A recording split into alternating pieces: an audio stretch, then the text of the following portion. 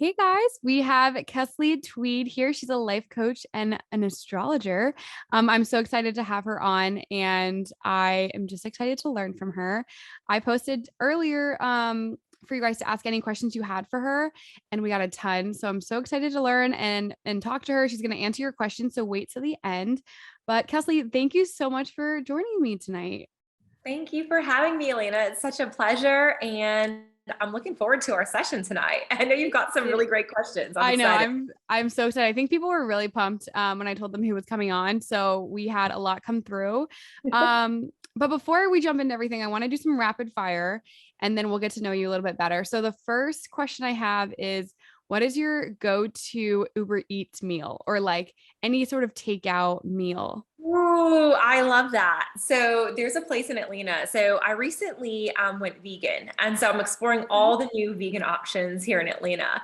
And so there's two favorites that I have that are my standbys. I probably do them once a week. One is called Tasali's, and they have these amazing vegan wraps that I love.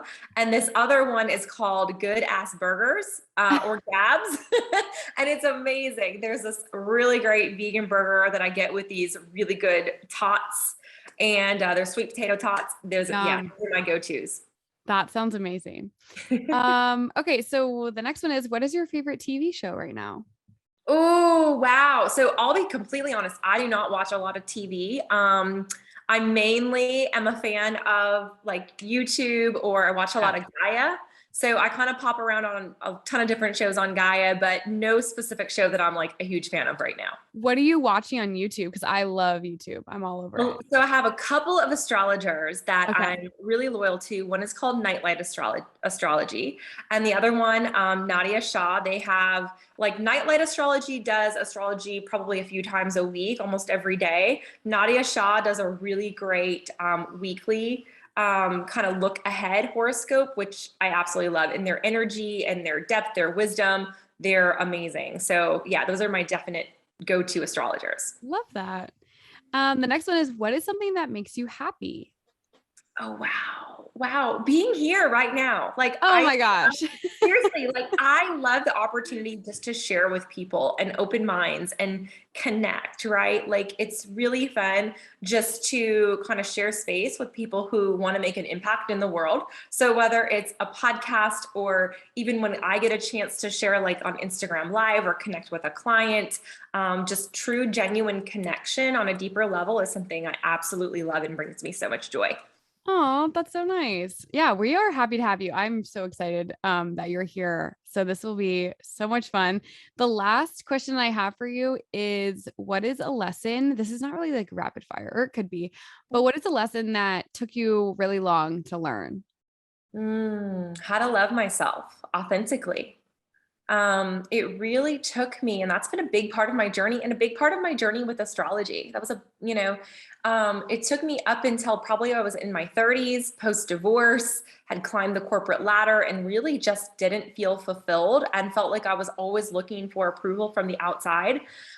It took coming to that space of just this feeling of depletion and frustration and exhaustion and just never really feeling good enough or fulfilled that brought me on this spiritual journey that literally took me to a space where I quit my job. I traveled around the world. I became a gypsy for 2 years. I learned healing modalities like Reiki, did a lot of Tony Robbins stuff, learned astrology. All the tools that I now share were part of that journey of truly learning to love and accept myself. And so that's really why I'm so passionate about sharing what I now have the opportunity to share with others.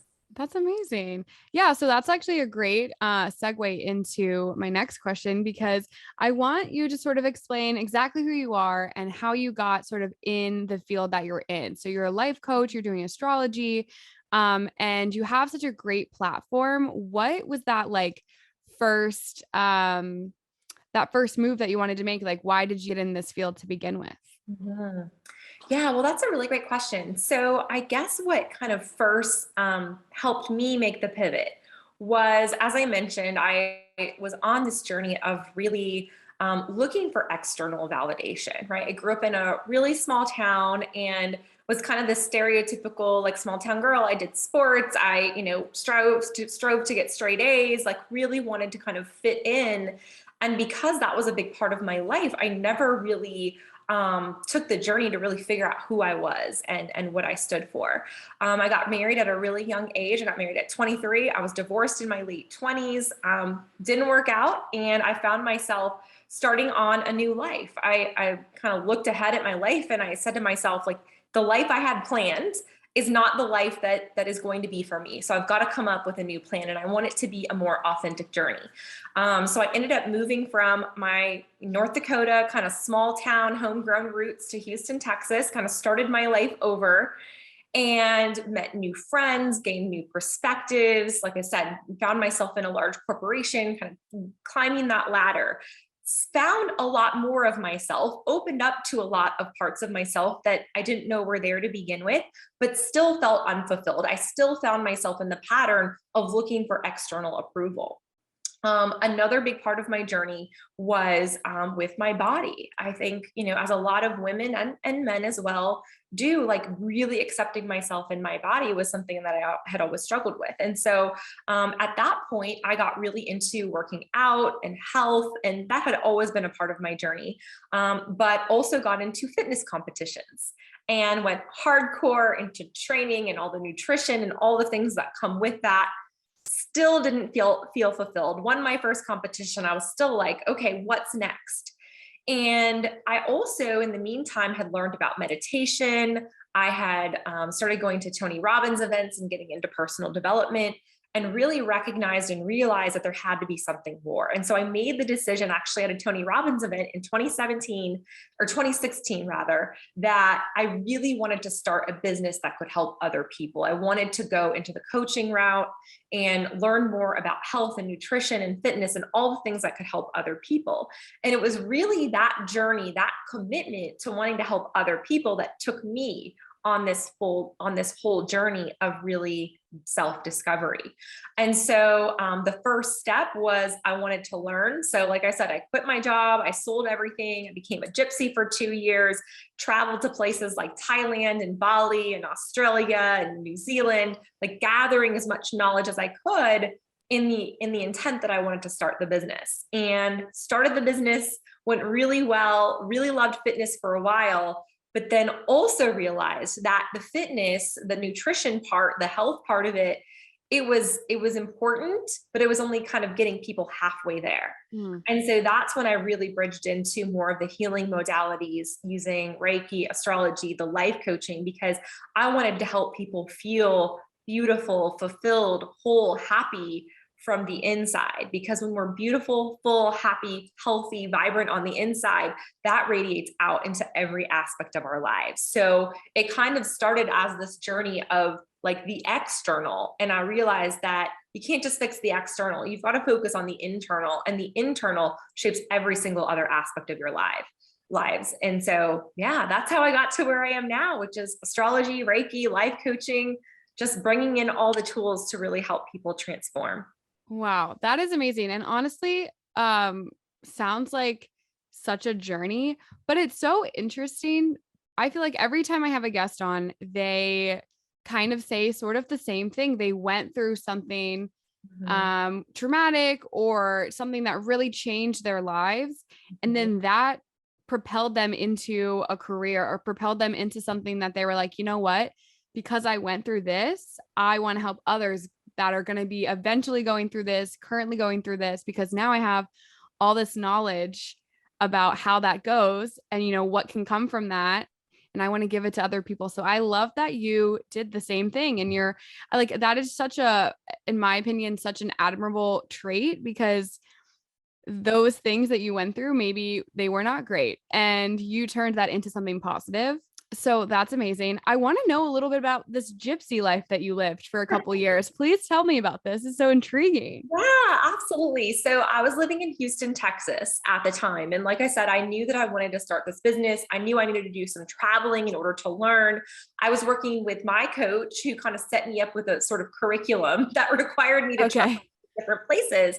And I was in a space in life where I was literally the things in my apartment, all the things in my life were starting to feel stifling.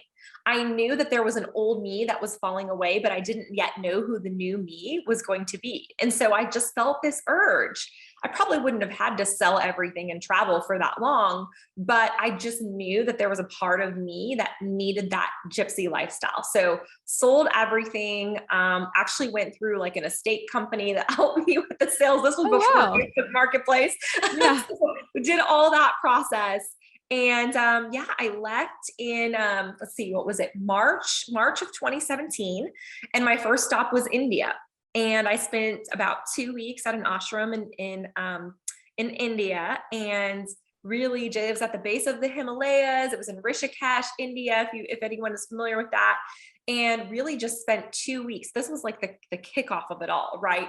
Getting up at 5 a.m., going to yoga, meditating, learning about meditation all day, and then meditating again at night, and letting go of all the conditioning, the beliefs, the chatter of the mind. I think that was the biggest thing for me during that time. Was I'd never been like quiet for 24 hours. We did a 24-hour period of silence.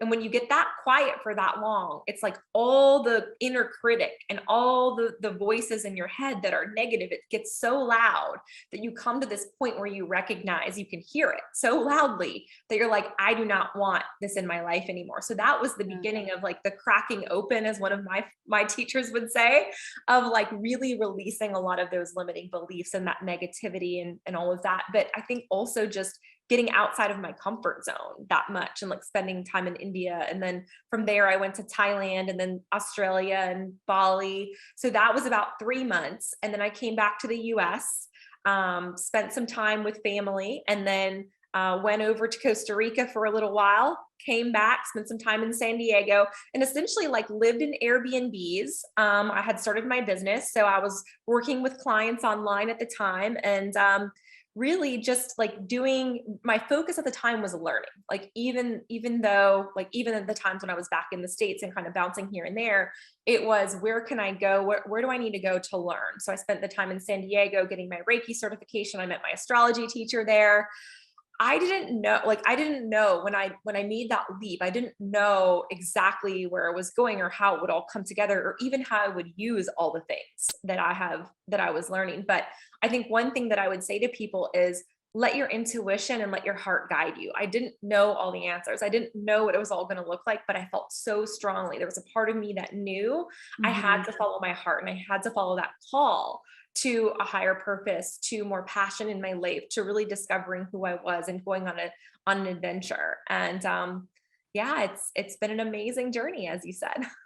That is so cool that you were just traveling around and like learning all these different things in the different places. And I feel like you just, not even the learning aspect, but the traveling part, I feel like you can get so much from. And then adding the learning and like having all these teachers like on top of that was probably such an incredible experience. Like I am envious of that. I think that's an amazing experience that you'll have forever. And now you have all of this knowledge. So, oh my gosh, so cool.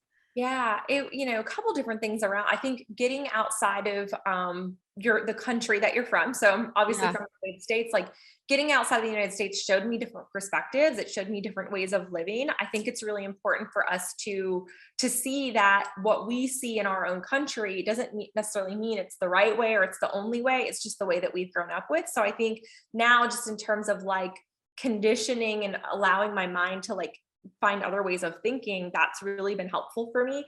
The other thing that I think was really helpful is a couple things. Number two, letting go of some of the comforts of home, right? Like just those things that you're used to. Like you can't find the same type of shampoo and conditioner that you use or whatever it is. Like just breaking out of our mold and getting a little bit uncomfortable is incredibly important. And then number three, I think spending time alone and traveling alone was so pivotal for me on my journey, because I spent a lot of time in reflection, reading, personal growth, journaling. Like that was a big part. I remember a friend saying, like, if you're going to travel this long for alone, you're not going to come back the same person. And that's a beautiful thing. And I did it. And I think anybody who just makes that conscious effort, whether it's through traveling or even just in your own meditation or journaling or spending time with yourself each day, that changes us on a deep, soulful level and allows us to truly connect with who we are at our core. Yeah, no, definitely. So many people talk about going on solo trips, Mhm. and the people in my life that have done that have really come back a changed person in like a really great way. Yeah. I think there's so many of us that, you know, over in the States, like we are so go, go, go. We are always like looking for like the next best thing. What can we add to our plate? What can we do here? Where can we go? Who can we hang out with? Like there's always so much. And like for me personally, my brain always just feels like so overstimulated all the time. And I feel like having, like you said, those 24 hours of silence, like that sounds like bliss, first of all. But being able to just be on your own, learn and explore and just like do those things, sit in your feelings, like just sounds so great. And I feel like there's so many people that could really like truly benefit for like that kind of experience, I think. Yeah, even if, like I said, if it's a 3-month trip, amazing. But even if it's starting with a daily practice where you're Yeah. sitting with yourself and your feelings or whatever it is, or a weekend trip alone, like I know, or going, like even doing things alone, like going to dinner or whatever it is, like spending that time alone, like you said, when we're giving, giving, giving, doing, it's really important if we want to be authentic and genuine and really like uncover the best of ourselves. It requires some of that time spent with ourselves, learning to be Yeah. our own best friend. I think that's what happened on that trip was I learned how to be my own best friend. Yeah. That's awesome. So with that, the meditation part of things, I feel like um is not like meditation to in my opinion is not really talked about that much. And I feel like it sounds like such a like a woo, like you know what I mean? Like people are just like, oh, like you meditate. But I feel like there are so many benefits that come from it. And it is kind of like the same thing. It's like sitting and just being Yeah. quiet for a bit, kind of like resting your mind. Can you like explain maybe why meditating or getting into meditation could be beneficial for people? Absolutely. I think you hit it on the head earlier, Alina, and I'm so glad we're talking about this because I will say, of all the things that have changed my life, all the tools, meditation was like really the foundational thing that kickstarted all of it. And one of the reasons I think it's so important is exactly what you said. We spend so much time doing, running here and there. Our minds are on overdrive. We're like, what else can I achieve? What else can I do? Who else can I connect with? Social media is there all the time, right? So we're continuously externally focused.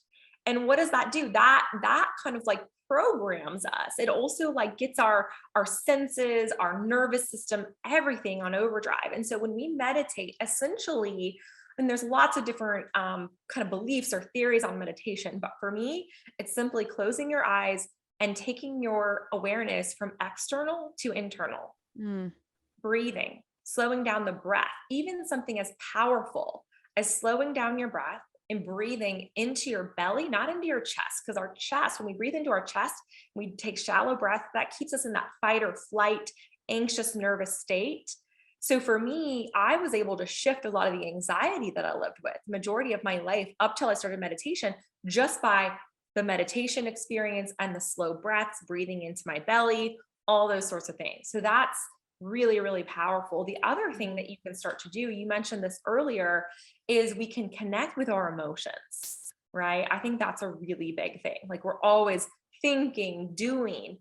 Meditation gives us a chance to be. It gives us a chance to really connect with who we are on the inside and what it is that we're feeling. Because our emotions, if we're not conscious of them, they are creating our external reality. Our emotions, everything is energy, right? And what we're carrying inside is reflecting to what we're creating on the outside. It's what we're attracting. So whether you're looking to attract partners, friendships, a job, money, whatever it is, what you're feeling, what's going on the inside, your beliefs, your beliefs, your emotions, your energy, all of that, that is attracting what you're receiving externally. So meditation at a minimum allows us from a health perspective to be healthier, blood pressure, there's all kinds of different things. It allows us to feel better emotionally, but it also allows us to become powerful attractors and creators of our own lives.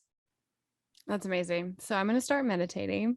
Yes, Um, absolutely. yeah, there are a lot of people I know that meditate and feel the same way that it's really changed their lives for the better and just kind of taking that time in the morning and before bed to just like center themselves and just relax for a minute. Um, So that's awesome. I think that that's great to just, cause I feel like people don't really talk about it that much. I think, people don't know enough about the benefits there. So I want to get into being the life coach that you are. So your page talks a lot. So everyone needs to go follow her right now on her Instagram. Her feed is amazing. And she puts out so many like helpful tips, and everything that we're talking about right now is on her page. So go follow her. But you talk a lot about empaths. And I think that for me personally, I am that. And then a lot of people that I know are also empaths, and I've seen kind of different variations of this. So I have a lot of friends that they really kind of like let that hinder them. They let their emotions for other people really get in the way of like their own growth. And it's tough to see. And it's, I mean, and I'm also at fault. Like I do this all the time where I'm like, oh, I want to be there for this person in this way, and I feel bad for them. So I'm going to do X, Y, and Z, when that maybe that's not the best decision for myself. And there's a lot of other examples with that, but can you talk a little bit about like what really an empath is, and maybe some traits, and help people kind of understand what that looks like? Yes, absolutely. First, one thing I want to say about meditation, just to jump back real quick, Oh yeah. there's a how-to. If people have never done meditation, if you go to my website, kesleytweed.com, there's like a meditation how-to guide, where it's YouTube videos where you can go and learn about meditation. So I just want to kind of Oh, let perfect. people know Okay. about that. Yes. Headspace is also the app that I first started using for meditation. So just had to put those two things out Yeah. there. Awesome. So back to being an empath. So what is an empath? First of all, I get asked this question a lot. So my definition of an empath is someone who is more sensitive to the energy, emotions, and expectations of other people.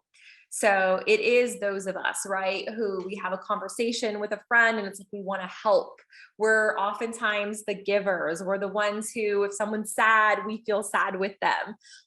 Those are sometimes some of the challenging things, like protecting our energy is something that I hear from a lot of empaths, right? When you walk into a room, you can kind of feel the vibe of the room. That's a very empath kind of a thing. If it feels good, if it's upbeat, it's wonderful. You're like, I'm here to party. But if it's negative or wah, you kind of pick up on that. Those are kind of signs or traits of an empath. The other thing that I find with empaths is they are very typically called to a purpose. And this is a lot of the women that I work with. They feel like, hey, I know I want to do something good in the world. I want to help people. I know that I have a purpose. Either maybe they want to grow it, they want to be more confident in it, they want to get more clarity on it. But that's a very typical empath thing, is really wanting to step into purpose. The other thing, empaths are very relational. So as you mentioned, like we have those friends that we want to help. Sometimes we hear a lot about the empath and the narcissist and like that kind of dynamic that goes on, right? I don't necessarily believe that empaths attract narcissists, right? But if we're not really clear on how to manage our energy, on how to manage like that desire to give, right? If we're not like in a healthy space with our empath abilities, that could be something that we attract. And so essentially, like things that you want to kind of tune into if you're an empath is, are you taking on the energy, emotions, or expectations of other people? So yes, in an essence, that's kind of what it is. And there are a lot of them, like I said, and in Yeah. terms, right? Like a lot of empaths, I hear a lot of them kind of describe themselves as people pleasers, Yep. right? Where they're like, okay, either giving, or feeling like they've got to put on a certain persona or facade for other people, whether it's their families, their friends, their partners, whatever it is. A lot of empaths are also like very high achievers, very high achievers. That was how my empath kind of like showed itself, right? And why is that?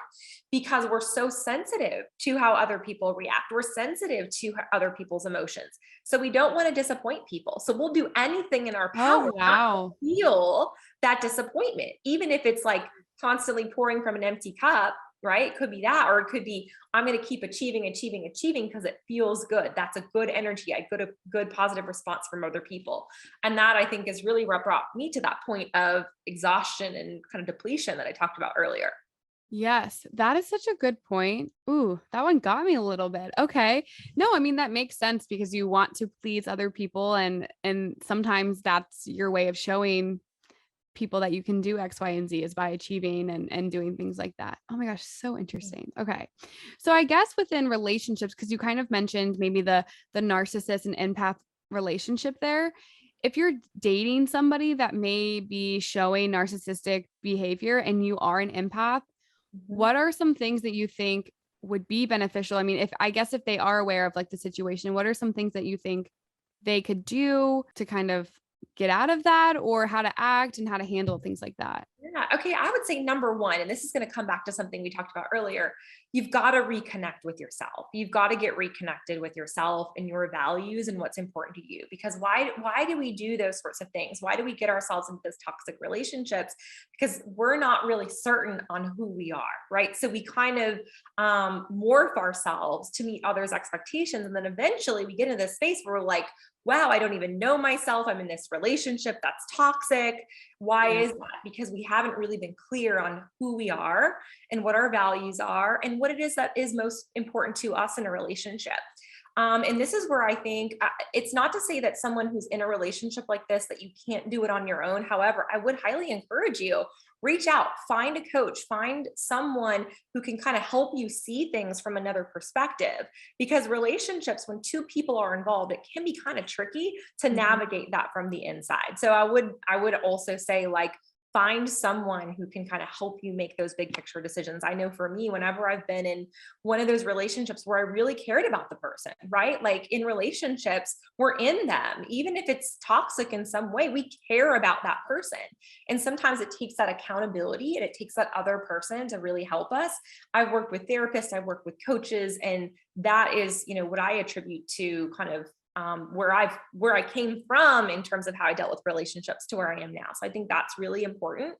What else would I say in terms of dealing with that person? I would say recognize that this is a really big one. Recognize that how a person responds to you is not a reflection of you. It is a reflection of their own internal world.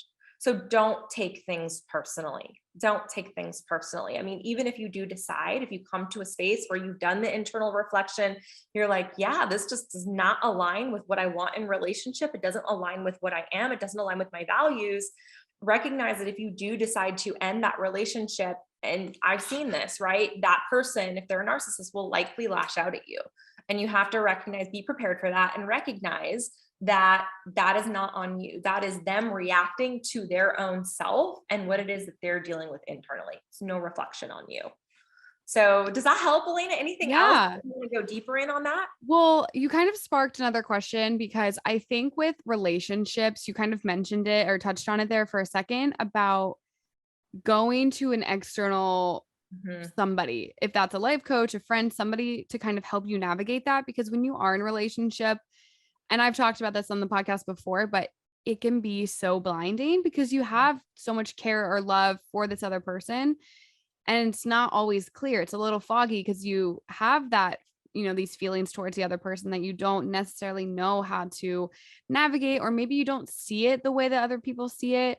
Yeah. And I've run into this myself. I've been the friend, I've been the person in the relationship where, I know in my gut maybe that this is not the best situation to be in, but the love that I had for that person and the care that I had for them was the reason I was staying around. Because I said, oh, well, they're not a terrible person. I can, maybe I can change them, or maybe they'll decide to change, or we can do it this way and we can do it that way. And I've now am the friend that is seeing things like that. And I'm like, oh, I used to be that person and I'm trying to help you. But I think it always comes down to maybe your gut and like trusting your intuition. But sometimes it's not always that easy. And I didn't know if you had anything on like maybe trusting your gut and finding and letting that guide you. Or if there were other things to kind of like help you internally when you're not really seeing or hearing those external factors. Yeah. And I'm really glad you came back to the point about kind of the third party, right? Because that really can help us see clearly and from a non-emotional perspective, because sometimes, like you said, we're so invested emotionally that third party can really help with that. But in terms of trusting our gut, what I would advise to do when you're looking at a relationship is truly be authentically genuine with yourself and ask, does being with this person, am I my best self? Am I becoming my best self? Am I growing into my best self? Can I be my best self? Right? Because that's really what relationships are all about. Sometimes we think it's about, getting and how we feel and the feeling good. And that's a huge part of it. Like, I'm a huge romantic. I always like to say, I love love. But Yeah. at the end of the day, the relationships that I now know, or like the people in terms of especially romantic relationship that are for me, are they the ones that like encourage me to shine my brightest light, that really truly want the best for me? Do I truly want the best for this person? That's a relationship. That's love. That's unconditional love. When you know that that person truly wants the best for you and you truly want the best for that person, if that's not the space that's being created, that relationship probably isn't going to work long term. Right. And so if that's not where you are now, also know this, because I was, like you said, the type of person who was like, well, we can fix this, or I can fix this person, or I can fix myself. And it's like, if both people aren't in it, if both people aren't growing, it's just not going to work. And if you doubt today that there's not someone better, if there's not someone out there for you, if you're in a toxic relationship, I guarantee the right person will come your way. Even if, as I said before, like, if you're with someone who's amazing, who's great. I've been in this position. I was in a relationship where I was with an amazing man, like an amazing person. But in terms of like me really being me, that really wasn't the part of me that he wanted to see. And so looking back, the relationship ended. I didn't end it. It ended. The universe ended it. Right. Yeah. And looking back, I now know that was the reason, because the universe didn't want to see me in a relationship where I couldn't fully be my true, most authentic self and shine my brightest astrologer, woo woo, Reiki Master. I love that. Yeah, no, and I can completely relate with that. So I thank you for sharing that, because I mean, it's just tough when people are in relationships, and if it's you or someone that it's just tough trying to navigate and make those best decisions for yourself when there are feelings involved. So thank you for sharing that. You kind of touched on it there. I kind of want to get into the astrology stuff. Yes, absolutely. So going back to what you said earlier, did you say you were in San Diego when you did the astrology stuff? Okay. So perfect. So what like really drew you to start doing that and learning more about astrology to begin with? A couple of things. Number one, when I went through my Reiki training, I'm an Aquarius. My Okay. teacher is also an Aquarius. And at this time, I didn't really know anything about astrology, but there was something about she and I that was like this resonance. And I was like, we are very much the same in a lot of different ways. And so Yeah. number one, I was like, there's got to be some validity to this. That was number one. Number two, I was actually going through a really difficult time. It was like a deep spiritual awakening for me at this point in my life. As much as I loved the gypsy environment and the learning and growing my business, there was a lot of challenge in that. Like, make no mistake, starting a business from scratch Yeah. is not an easy thing. Going through a spiritual awakening is not an easy thing. And like all of that was happening at once. I was feeling very lost. And so it was actually my Reiki teacher who suggested or kind of prodded me to go get an astrology reading. And so I did. And at my very first reading, I had so many things about myself, about the hardships, about the beautiful things about myself, about what I was learning, guidance for the future that my astrologer gave me, that I was like, it was like something in my soul just said like, yes, this is truth. This is it. And I left that session, and there had always been a part of me that sort of held back on astrology because I was raised Catholic, raised, in Christianity. And so astrology was not something that I grew up with. It was not something that was okay. It was not something I ever dreamt that I would get into. But when I felt what I felt, when I saw the resonance of astrology, like I knew that it was something for me. It was like something in my soul just said, like, this is for you. It's like when I heard the word Reiki for the first time, I didn't even know what it was. It's energy healing, for those of you who don't know, a Japanese technique of energy healing. But it was just like something in my soul said yes. And that intuition was something that I needed to follow. And so it was intuition. It was how much it had helped me. And then I just became completely obsessed and started studying everything I possibly could, listening to podcasts, reading books, looking at my own chart. I honestly think that's the best way to learn astrology, is when we really start to dive deep into the multiple layers. A lot of people know about our sun sign, but there's so many layers to the birth chart. And the more we unlock all of that, the more everything just seems to make sense. Not only yourself, but the entire universe. Honestly, it's amazing. So It's it's so cool. interesting and it's so cool to me. And I definitely don't know as much as I want to. But could you give, maybe for people that don't really understand it, could you give just like an overall, like, what is astrology? And maybe just like a couple of the intricacies, just kind of like Mhm. an overall. Absolutely. So astrology is actually a very ancient practice. So way back, it was actually practiced and used by kings. It was practiced by priests. It was something that was very much a part of ancient culture. And so what it has evolved into, and what it essentially is when you were born, your birth time, your specific birth time and location, lock in a birth chart or an energetic signature, or kind of a soul's imprint, if you will. From a very practical standpoint, it shows us the placement of each of the planets at the exact time and location of your birth. And it will show us different energies within you. So, for example, everyone kind of knows your sun sign. Your sun has a particular placement in your birth chart that tells us about your core energy, your core essence. So, just like the sun is the center of the solar system, your sun is the core essence of you. So, Lena, I think you said you're a Scorpio, Yep, correct? I'm a Yeah. Scorpio. So I mean, we probably know, right? We share that sign with people who are in about, that 30-day time frame of our birthday. And so that like really dictates that soul essence, that plot of our movie, that core energy. Your sun is also what like gives you energy. So when we feel disconnected from ourselves, realigning with those traits or that essence of our sun can really help us kind of get back to who we really are. Even like the moon is your internal needs and emotions. That's another key placement in our charts that not a lot of people know about. The moon changes signs every 2.5 days. So that gives us another kind of layer of depth and specificity. So, people who have your same sun sign, may have even been born on the same year, they might have a different moon sign. And then we have the rising sign. That's probably the third, probably most important placement in your birth chart. And that is the exact zodiac sign that was on the horizon, the eastern horizon, at the time of your birth.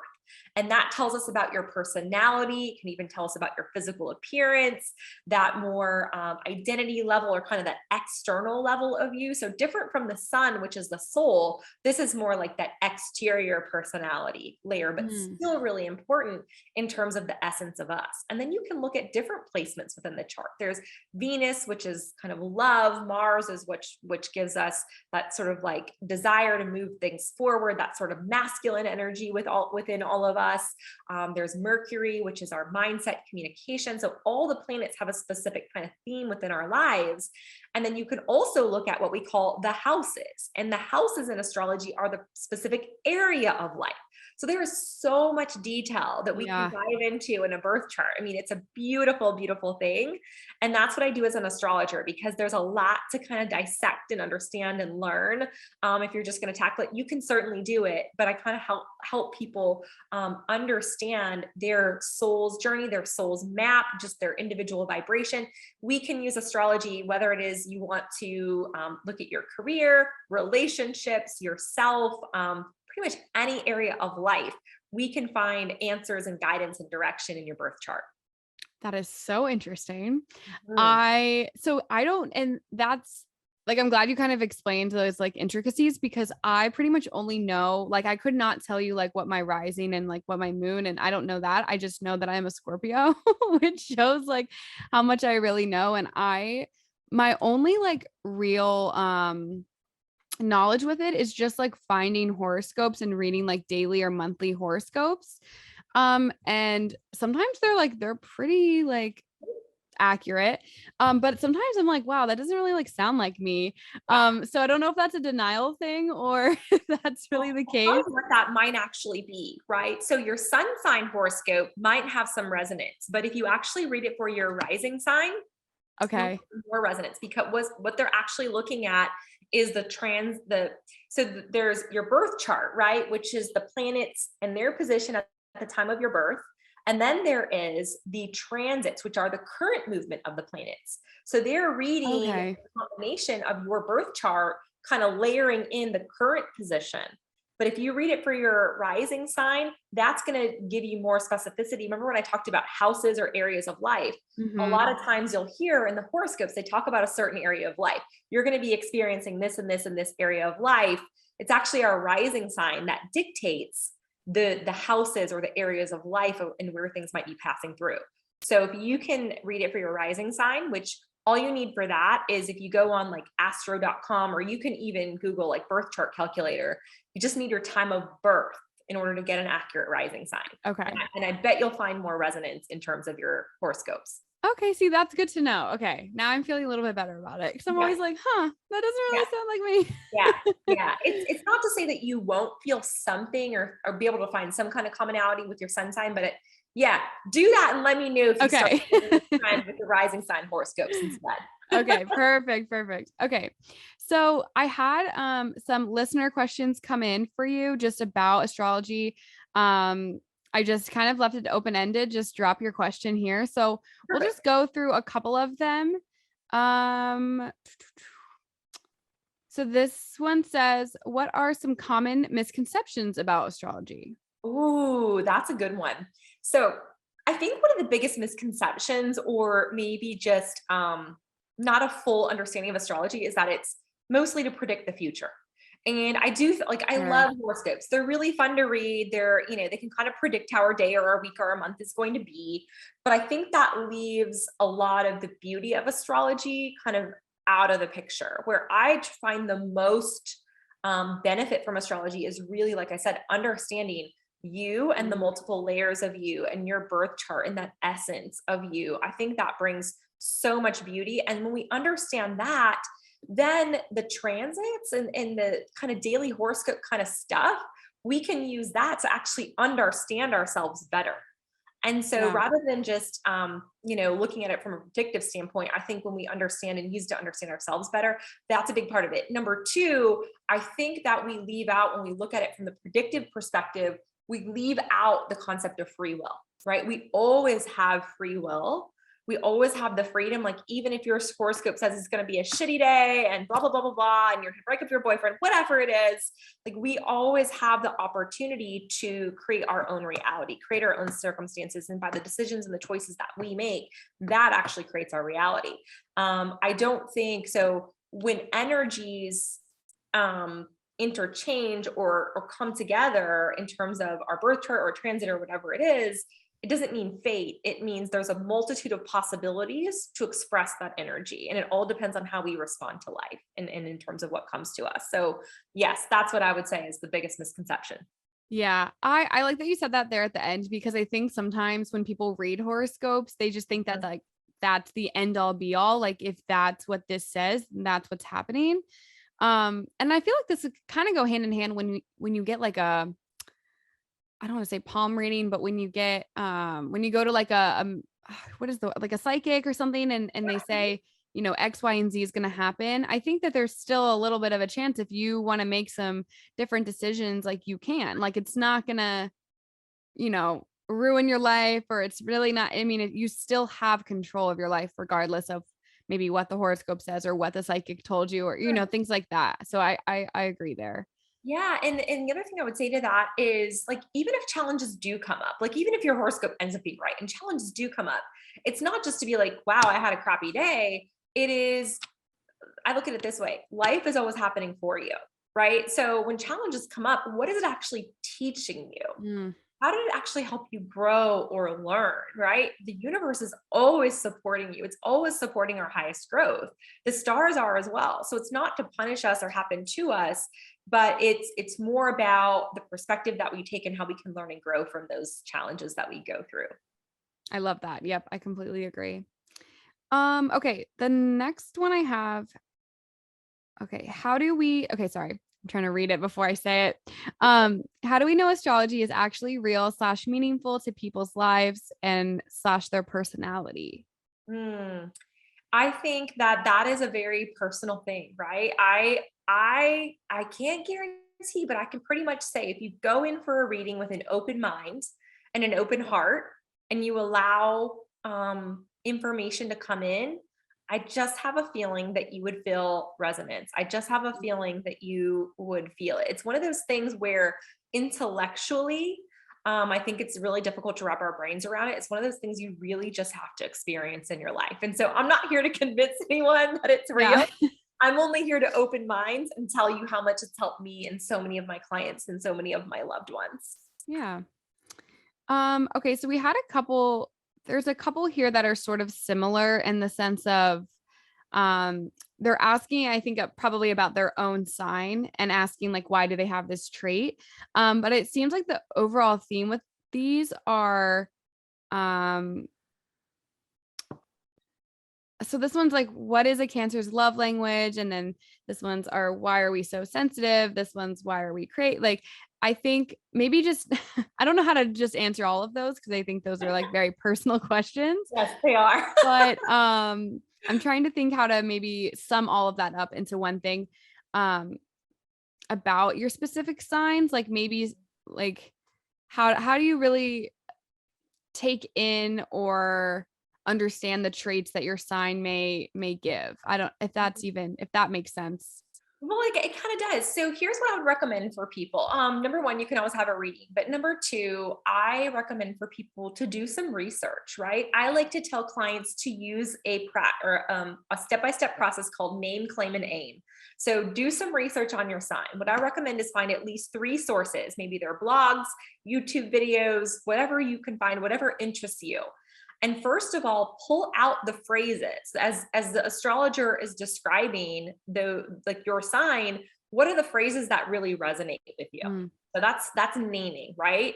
And look at the things that you're proud of, that are amazing about you. I think it's good to be aware of kind of the shadowy side of our signs, but what's even better, to understand what's great about you so you can do more of it. So that would be number one, name, and then claim. Claiming is looking at, once you have those traits and qualities of your sign, how are you already exhibiting that in your life? How are you already using that? How have you already seen success in your life based on using those amazing traits of your sun sign? And then the third step is called aiming. And that's more where you look at, this is what I'm great at. This is amazing. I love my sun sign. And you ask yourself, how do I actually apply this in my life to do even better, to get even more of what's good? So that's one way that I really encourage people to start to look and work with their zodiac sign. That was actually going to be just a quick follow-up question on my end. Just how could you like use those traits to get you Yeah. maybe farther in life or just to like improve and work on yourself? Yeah. I Yeah. love that. Okay. Yeah. Okay, that was helpful. Okay, good. I was like, that was not a great, I did not know how to sum all those up for you. Yeah. Hopefully that's helpful for people. Yeah, I think it will be. Okay, so I have another one here and it says, how can I use my sign for compatibility with other signs? Yeah. So I love this question. And if it wasn't going to be asked, I was probably going to ask you myself because I find that so interesting of how maybe different signs work with different people, and that could be friendship related or relationships. So yeah, I love that. Yeah. So I'm going to give you kind of some general basics, but the first thing I'm going to say is that there are multiple layers, as I've said, of the Okay. book, right? So when we look at compatibility, the sun, of course, the sun, like I mentioned, the sun sign or your zodiac sign is the essence, the core of you. That's going to be one piece of it. But there's also, you might want to look at your moon signs, which are your needs, your Mercury, which is communication, your Venus, your Mars, which are more love and desire, right? And your 7th house, which is your relationship. So there's like lots of different layers. So I'm going to kind of preface it with that. So just because your sun signs are not compatible does not mean you're not compatible. And even if there are other incompatibilities based on astrology in your chart, really kind of the best way that we can use astrology for compatibility is to understand how the other person might see the world, to understand their energy, right? So that would be like, I wouldn't just be like, oh, like I'm an Aquarius, this person's a Cancer, oh, that's not a good flow. I'd be like, well, what can I learn about Cancer that might help me develop a relationship with this person and better understand who they are? right? So Okay. that's number one. Number two, from a basics perspective, there are certain energies that flow well together and certain energies that have more of a friction or more of a kind of a not it would be like not an easy flow. There's easy flow and more of a challenging sort of a flow. So for example, fire and air signs go really well together. That's a nice easy flow. Any sign plus your sign. So any modality. So like you're a Scorpio, Elena, Mhm. that's a water sign. So any other water sign, which is Cancer, Scorpio, Pisces, that's going to go well with you. So those are the water signs. The earth signs are going to go well with earth signs. Capricorn, Taurus, Virgo. The fire signs are going to go with fire signs. Aries, Leo, Sagittarius. Air signs are going to go well with other air signs. Gemini, Aquarius, Libra, right? So those are like any modality, any Gotcha. element is going to go well with that same element. And also fire and air signs go really easy flow together. Earth and water, easy flow, go really well together. Now, let's say you get a fire and a water sign. Doesn't mean you're not compatible. It means the water sign might be able to teach the fire sign about emotions and creativity and intuition and sensitivity and empathy. The fire sign might be able to teach the water sign about let's go, let's do something, let's get a move on, about inspiration and trusting that gut instinct, right? So it's more about what can this other person or this other modality teach me as opposed to, yeah, it's just not going to work. Okay. Okay. Awesome. Okay. So I actually had another question here that I feel like could go with what we were just kind of talking about. And they're asking like what their specific signs love language is. But I thought this was interesting. Are you able to find, maybe if you don't really know your love language per se, are you able to sort of find that within your sign and be able to kind of Mhm. figure out who you are a little bit more in that?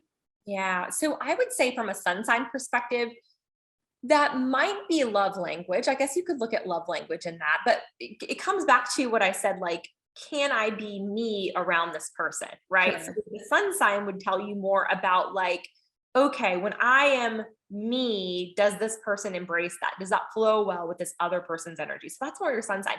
Where I would say we'd find more of the love language would be your Venus.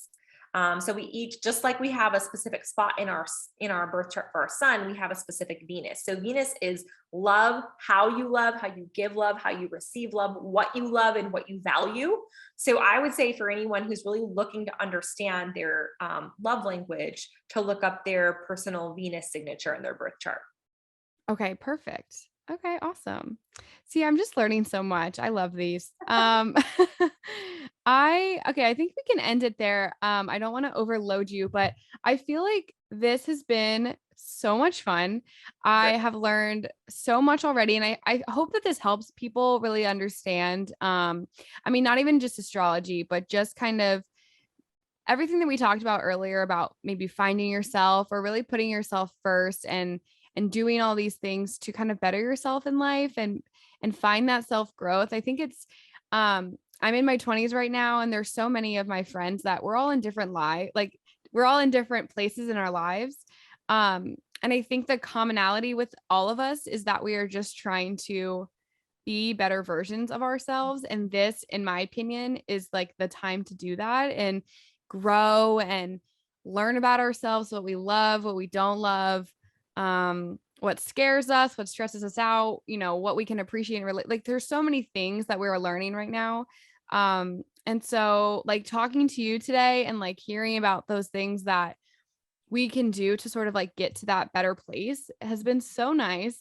Yeah. Um, Also, I'm just really excited. I'm gonna like Google my birth chart after this and like get to know that a little bit better because all I do is just read the horoscope and Yes. um it doesn't give me enough. So I think this will be really fun. And if you've listened to this and you want to do the same thing, do it. Reach out to Kesley and learn a little bit more. Do a reading. Like I just thank you so much for today. I feel like this has been helpful and such a good conversation. It's been a pleasure. And I really like to those listeners who are in their 20s or younger, or even their 30s. I mean, I didn't start doing this work until I was well into my 30s. And I just Yeah. so wish that someone had opened my eyes to it earlier. And so if I can be a resource or help in, anyone in any way, I know that your listeners are like probably go-getters and have so much potential and so much amazing light to bring into the world. And I'm just wishing everyone the best on their journey and would love to support if I can in any way.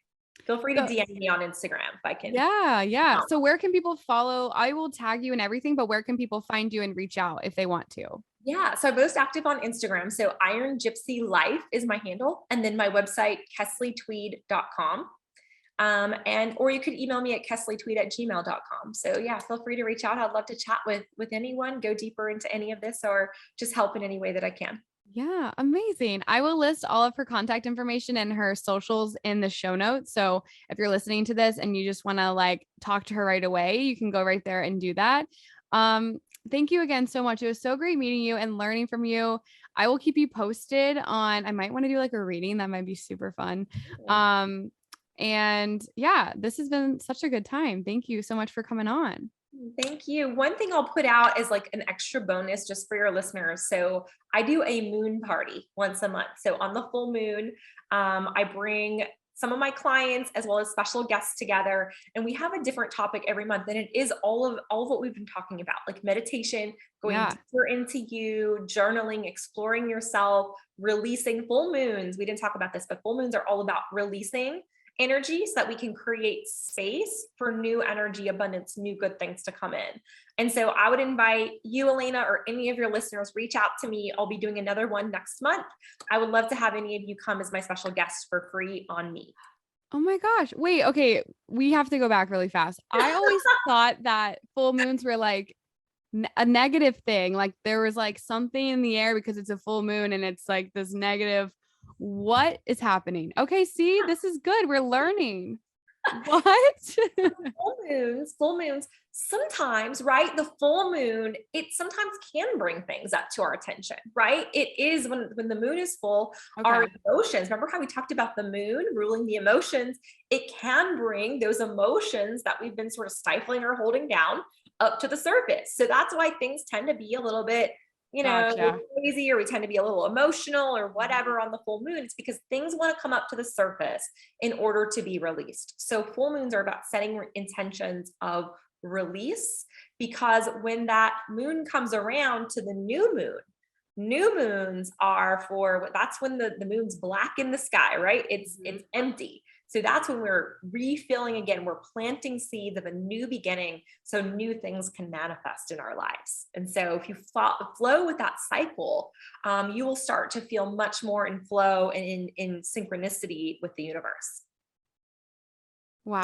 I love your face right now. I'm like blown. I never knew this. This is so exciting for me. Yeah.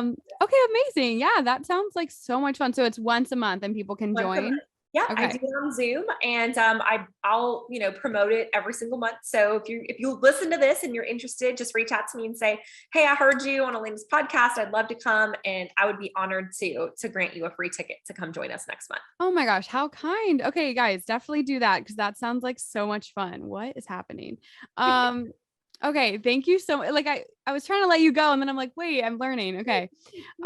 Thank you so much again for coming on. This was so much fun. This was a blessing. Thank you so much, Elena. Keep doing, you're like spreading so much light and good vibes and inspiration and information into the world. Keep doing what you do. You're great at it. Thank you so much. I appreciate that. Thank you.